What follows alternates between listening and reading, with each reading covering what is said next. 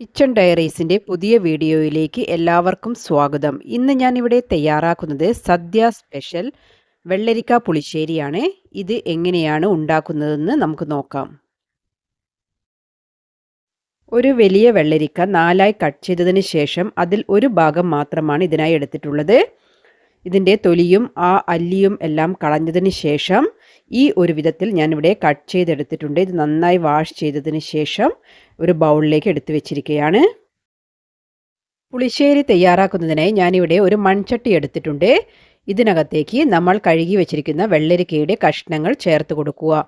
പിന്നീട് ഇതിനകത്തേക്ക് 1/4 ടീസ്പൂൺ അളവിൽ മഞ്ഞൾപ്പൊടിയും 4 പച്ചമുളക് നെടുകെ കീറിയതും ചേർത്ത് കൊടുക്കുക.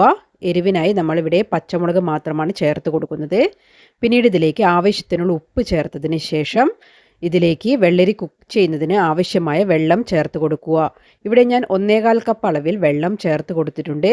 അതിനുശേഷം ഒന്ന് ചട്ടി ഇളക്കിയെടുത്തിട്ടുണ്ട്. അതിനുശേഷം ഇത് കവർ ചെയ്ത് അടുപ്പിലേക്ക് മാറ്റുന്നുണ്ട്. ഇവിടെ ഞാൻ മീഡിയം ഫ്ലെയിമിലാണ് ഇത് കുക്ക് ചെയ്യാൻ വെച്ചിരിക്കുന്നത്. ഈ സമയം കൊണ്ട് നമുക്കിതിന് വേണ്ട അരപ്പ് തയ്യാറാക്കാം. ഇതിനായി മിക്സിയുടെ ജാറിനകത്തേക്ക് 1/4 കപ്പ് അളവിൽ ചിരകിയ തേങ്ങ എടുത്തിട്ടുണ്ട്. പിന്നീട് ഇതിനകത്തേക്ക് 1/4 ടീസ്പൂൺ അളവിൽ നല്ല ജീരകമാണ് ചേർത്ത് കൊടുക്കുന്നത്. അതിനുശേഷം 1/4 ടീസ്പൂൺ അളവിൽ മഞ്ഞൾപ്പൊടിയും ചേർത്ത് കൊടുക്കുന്നുണ്ട്.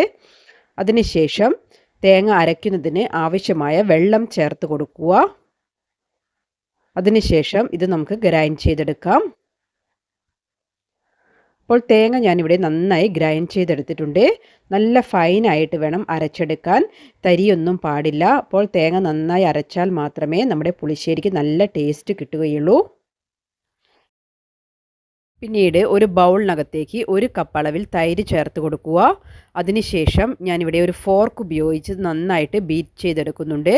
നിങ്ങൾക്ക് മിക്സിയുടെ ചെറിയ ജാറിൽ ചേർത്തതിന് ശേഷം അതൊന്ന് പൾസ് ചെയ്തെടുക്കാവുന്നതാണ്. അപ്പോൾ തൈര് നന്നായിട്ടൊന്ന് ബീറ്റ് ചെയ്തതിന് ശേഷം ഞാൻ ഇതിനകത്തേക്ക് കുറച്ച് വെള്ളം കൂടെ ചേർത്ത് ഒന്ന് നേർപ്പിച്ചെടുക്കുന്നുണ്ട്.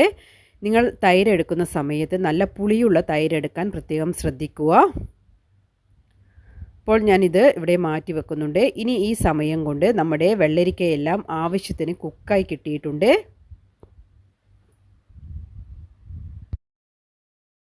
ഇനി നമുക്കിതിനകത്തേക്ക് അരപ്പ് ചേർത്ത് കൊടുക്കാം.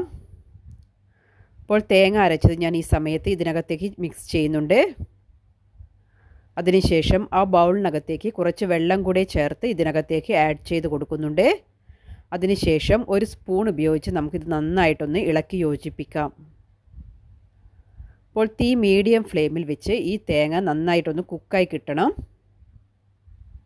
ആ തേങ്ങയുടെ പച്ചമണമെല്ലാം മാറുന്ന സമയം വരെ ഇത് കുക്ക് ചെയ്തെടുക്കണം.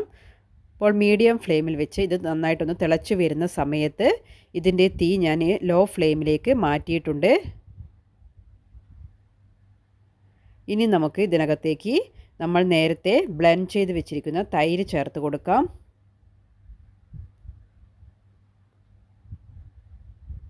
അപ്പോൾ തൈര് ചേർക്കുന്ന സമയത്ത് തീ ലോ ഫ്ലെയിമിൽ വെച്ച് വേണം ചേർത്ത് കൊടുക്കാൻ.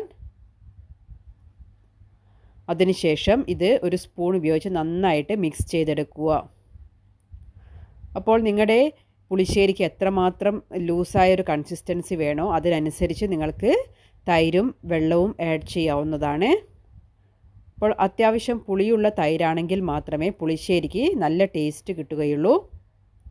ഇതിലേക്ക് ആവശ്യത്തിന് ഉപ്പ് ഈ സമയത്ത് നമുക്ക് ചേർത്ത് കൊടുക്കാം. ഉപ്പ് ചേർത്തതിന് ശേഷം ഒന്നുകൂടി ഇളക്കി യോജിപ്പിച്ചിട്ടുണ്ട്. അതിനുശേഷം ഈ തൈര് ഒന്ന് നന്നായി ചൂടായി വരുന്ന സമയത്ത് ഞാനിവിടെ ഫ്ലെയിം ഓഫ് ചെയ്ത് വെക്കുന്നുണ്ട്.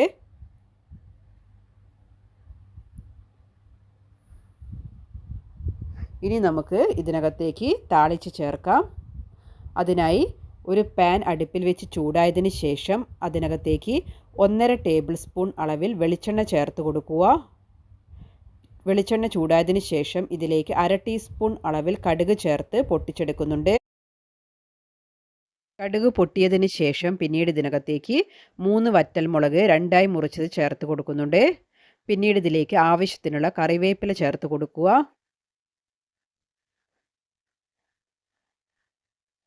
പിന്നീട് ഇതിനകത്തേക്ക് 1/4 ടീസ്പൂൺ അളവിൽ ഉലുവ പൊടിച്ചതാണ് ചേർത്ത് കൊടുക്കുന്നത്. ഒരു നുള്ളു മഞ്ഞൾപ്പൊടിയും ഈ സമയത്ത് ഞാൻ ചേർത്ത് കൊടുക്കുന്നുണ്ട്. അതിനുശേഷം ഇത് നന്നായിട്ടൊന്ന് ഇളക്കി യോജിപ്പിക്കുക. അപ്പോൾ നിങ്ങൾക്ക് ഉലുവ പൊടിച്ചതിന് പകരം മുഴുവൻ ഉലുവ ചേർത്തും താളിച്ചെടുക്കാവുന്നതാണ്. അതിനുശേഷം ഞാനിത് കറിയിലേക്ക് താളിച്ച് ചേർക്കുന്നുണ്ട്. താളിച്ച് ചേർത്തതിന് ശേഷം ഒരു 2 മിനിറ്റ് സമയം ഞാനിത് കവർ ചെയ്ത് വെക്കുന്നുണ്ട്. അപ്പോൾ 2 മിനിറ്റിന് ശേഷം ഞാനിവിടെ ലിഡ് ഓപ്പൺ ചെയ്തിട്ടുണ്ട്. അതിനുശേഷം നമുക്കിത് നന്നായിട്ടൊന്ന് ഇളക്കി യോജിപ്പിച്ചെടുക്കാം.